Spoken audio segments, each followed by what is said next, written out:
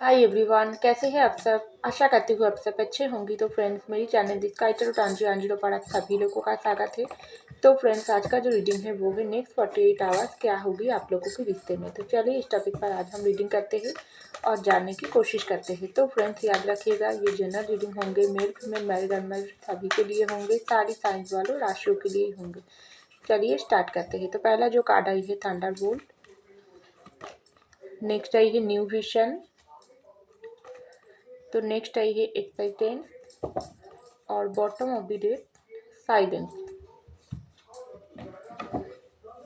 तो चलिए एक डेक से भी कुछ कार्ड निकाल लेती हूँ।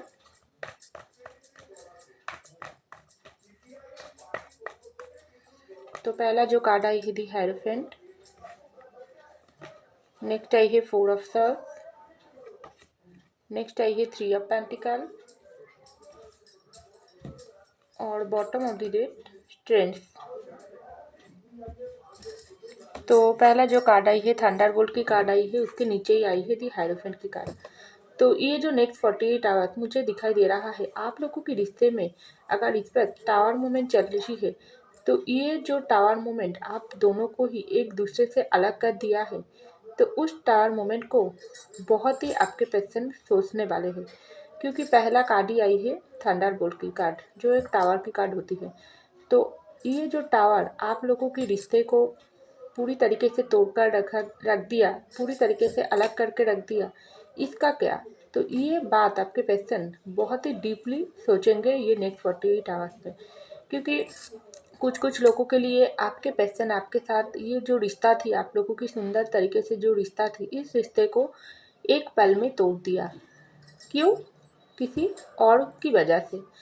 थर्ड पार्टी प्रॉब्लम मुझे लग रही है, कोई थर्ड पार्टी की बातों में आकर आपके पर्सन आपके साथ ये रिश्ते को ख़त्म कर दिया, और कुछ कुछ लोगों के लिए आपके पर्सन मजबूरी में आकर आपके साथ रिश्ते को ख़त्म किया।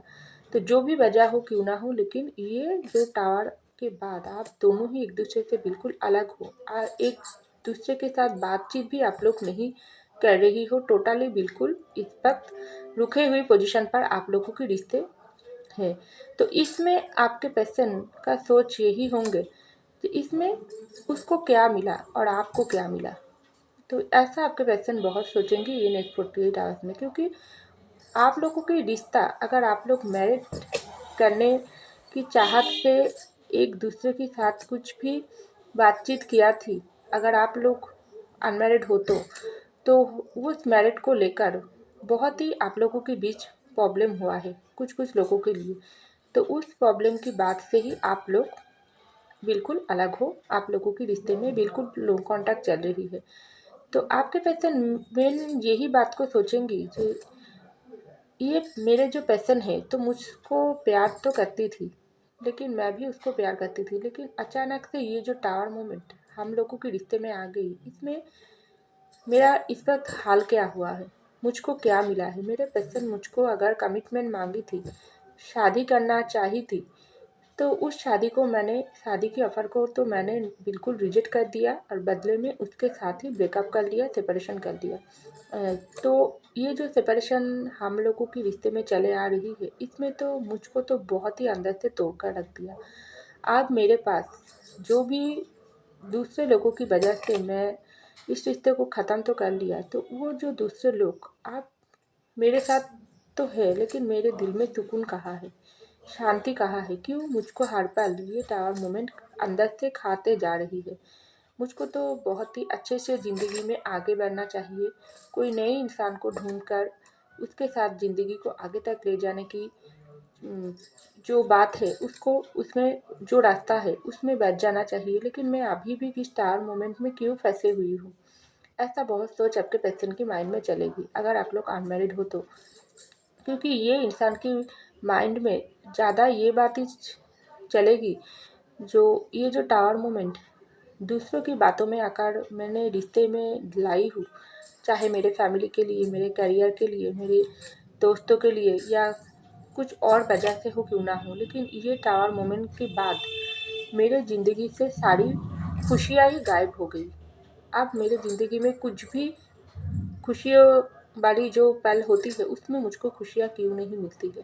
तो बहुत ही सोच विचार करेंगी। अगर आप लोग मैरिड हो तो इस मैरिड लाइफ में आपके पर्सन आपको ऐसा कुछ आप लोगों के रिश्ते में कुछ इस तरीके से बात हुई थी जिसकी वजह से आप आपके पर्सन के साथ इस वक्त सेपरेशन में हो, लेकिन आप भी बहुत समय से आपके पर्सन के साथ रिश्ते को आगे तक ले जाना चाहते हो। आपके पर्सन भी आपके साथ न्यू बिगिनिंग करना चाहते हैं, लेकिन वो पर्सन सोचेंगी हम लोग को तो मैरिज तो हो गई, लेकिन ये जो टावर मोमेंट हम लोगों के रिश्ते में चले आ रही है इसमें हम दोनों को क्या मिला है? सिर्फ दुख, दर्द और पेन, या थोड़े से ईगो, थोड़े से अहंकार से हम दोनों ही अगर बाहर खुद को बाहर निकालने की कोशिश करते हैं, अगर हम दोनों ही एक दूसरे के सामने झुककर इस रिश्ते को फिर से न्यू बिगिनिंग करने की चाहत रखते हैं, तो कौन हम लोगों को रोकेंगी? लेकिन हम दोनों ही एक दूसरे से नाराज होकर मुंह फिरा के बैठे हुई है। तो इसमें क्या हो रही है, हमारी रिश्ते भी रुके हुई पोजीशन पे है, मेरे पार्टनर भी दुख उठा रही है और हम लोगों की रिश्ते ही खराब हो चुकी है। दूसरों का क्या, दूसरों तो अपनी ज़िंदगी में जी रही है और हमारी रिश्ते को देखकर मज़ा उठा रही है। तो ऐसा कुछ आपके पेशेंट सोच रही है क्या? हम दोनों फिर से एक दूसरे के साथ बात करके जिसकी गलती हो क्यों ना हो उसकी गलती को स्वीकार करके इस रिश्ते को फिर से आगे तक नहीं ले जा पाएंगे? तो बहुत कुछ सोच आपके पेशेंट की माइंड में नेक्स्ट 48 आवर्स में चलेंगी, ऐसा मुझको लग रही है। तो यहाँ पर आई है न्यू विजन ऑफ 4 ऑफ स्वस्ति कार्ड। तो देखिए, मैं तो अभी बोली हूँ आपके पेशेंट आपके साथ न्यू बिगिनिंग करना चाह रही है। तो ये जो न्यू विजन की कार्ड आई है, तो ये न्यू विजन की कार्ड की मतलब ही यही होता है, अगर आप लोग ब्रेकअप में हो, अगर आप लोग सेपरेशन में हो, मैरिड हो, सेपरेशन में हो, नो मैटर, लेकिन न्यू विजन की मतलब ही यही होता है, एक न्यू बिगिनिंग की चाहत जो आपके पेशेंट के मन में बहुत बहुत हाई लेवल पर है। उसको ऐसा लग रही है ज़िंदगी बहुत छोटी है, ये ज़िंदगी में हम लोगों की जो रिश्ता है ये रिश्ता बहुत ही प्यारी है, बहुत ही सुंदर है। अगर ऊपर वाला हम लोगों को नहीं मिलाती थी तो हम दोनों कैसे इस रिश्ते में आती थी, लेकिन कुछ बाहर के लोगों की वजह से या अपनी गलती की वजह से हो क्यों ना हो, या मेरे पर्सन की गलती की वजह से क्यों ना हो, इस रिश्ते में अब हम लोगों के बीच दूरियां आ गई। तो इसमें क्या मिला है, हम दोनों ही तो दुख दर्द पेन उठा रही है और ज़िंदगी से सारी खुशियों को ही हम लोग को खो दिया है।